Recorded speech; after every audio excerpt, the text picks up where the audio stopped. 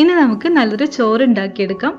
കറിയൊന്നും ഇല്ലെങ്കിലും നല്ല സ്വാദുള്ള ചോറാണ്, പ്രത്യേകിച്ചും വെജിറ്റേറിയൻസിന് നല്ല ഇഷ്ടാവും. അപ്പോൾ ഇതിലേക്ക് ആദ്യം തന്നെ 2 കപ്പ് ബസുമതി റൈസ് എടുക്കാം. ഇതിപ്പോൾ നോർമൽ ബസുമതി റൈസ് ആണ്.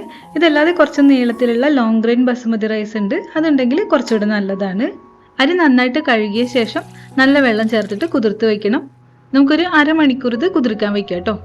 ഇനി ഒരു പാത്രത്തിലേക്ക് 1 ടീസ്പൂൺ എണ്ണ അല്ലെങ്കിൽ നെയ്യ് ചേർത്ത് കൊടുക്കാം.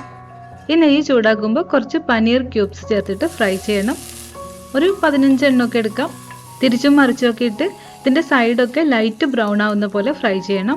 പനീറിലേക്ക് നമ്മൾ വേറൊന്നും ചേർത്തിട്ടില്ല കേട്ടോ, പ്ലെയിൻ ആയിട്ട് തന്നെയാണ് ഫ്രൈ ചെയ്യുന്നത്. അപ്പോൾ ഇതുപോലെ റെഡി ആയിട്ട് മാറ്റി വയ്ക്കാം. ഇനി ഈ പാത്രത്തിലേക്ക് 2 ടേബിൾ സ്പൂൺ എണ്ണ അല്ലെങ്കിൽ നെയ്യ് ചേർത്ത് കൊടുക്കാം. പുലാവിന് നെയ്യുടെ ടേസ്റ്റ് നിർബന്ധമല്ല, അതുകൊണ്ട് എണ്ണ എടുത്താലും മതി. ചൂടാകുമ്പോൾ ഇതുപോലെ 2 കഷ്ണം പട്ട ചേർത്ത് കൊടുക്കാം. 4 ഗ്രാമ്പൂ ചേർക്കാം. പിന്നെ 3 ഏലക്കായ, ഒരു 1/2 ടീസ്പൂൺ കുരുമുളക് ചേർത്തിട്ടുണ്ട്. ചെറിയൊരു ബേ ലീഫും കൂടെ ചേർക്കാം. ഇനി ഈ സ്പൈസസ് ഒക്കെ ഒന്ന് എണ്ണയിൽ മൂത്ത് വരണം. തീ ഒരു മീഡിയം ഫ്ലെയിമിൽ തന്നെ വെച്ചാൽ മതി. അപ്പോൾ ഇതുപോലെ റെഡി ആകുമ്പോൾ ഒരു ചെറിയ സവാള അരിഞ്ഞത് ചേർത്ത് കൊടുക്കാം. സവാള വഴറ്റി ഇതിൻ്റെ കളറ് മാറിപ്പോകരുത്, കുറച്ച് സമയം ഒന്ന് വഴറ്റിയെടുക്കാം, ഒന്ന് ഫ്രൈ ആയാൽ മതി. എന്നിട്ട് നമുക്കിതിലേക്കുള്ള വെജിറ്റബിൾസ് ഒക്കെ ചേർത്ത് കൊടുക്കാം. 10 ബീൻസ് കട്ട് ചെയ്തത് ചേർക്കാം. ഒരു ക്യാരറ്റ് കട്ട് ചെയ്ത് ചേർത്തിട്ടുണ്ട്. 1/2 കപ്പ് അളവിൽ കോളിഫ്ലവർ എടുത്തിട്ടുണ്ട്. 1/2 കപ്പിലും കുറച്ച് കുറവായിട്ട് ഗ്രീൻ പീസ് എടുത്തിട്ടുണ്ട്. ഇത് ഫ്രോസൺ ഗ്രീൻ പീസ് ആണ്, കുറച്ച് സമയം വെള്ളത്തിലിട്ടിട്ട് എടുത്തതാണ്. വെജിറ്റബിൾസ് ഒക്കെ നമുക്ക് ഇഷ്ടമുള്ള അനുസരിച്ചിട്ട് ചേർത്ത് കൊടുക്കാം.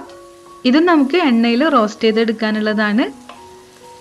ഇതിലേക്ക് ആവശ്യത്തിനുള്ളൊരു ഉപ്പ് ചേർത്ത് കൊടുക്കാം.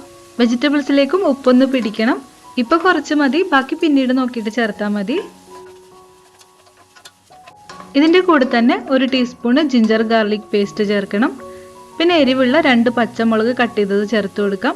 2-3 മിനിറ്റ് ഇതെല്ലാം നന്നായിട്ടൊന്ന് വഴറ്റിയെടുക്കണം. ഈ പുലാവിന് വൈറ്റ് കളർ വേണ്ടാന്നുണ്ടെങ്കിൽ നമുക്ക് 1/4 ടീസ്പൂൺ മഞ്ഞൾപ്പൊടിയും 1/4 ടീസ്പൂൺ മുളക് പൊടിയും വേണമെങ്കിൽ ആഡ് ചെയ്യാം കേട്ടോ. ഇപ്പോൾ വെജിറ്റബിൾസ് ഒക്കെ ഒന്ന് റോസ്റ്റ് ആയിട്ടുണ്ട്. ഇനി നമുക്ക് അരി ചേർത്ത് കൊടുക്കാം.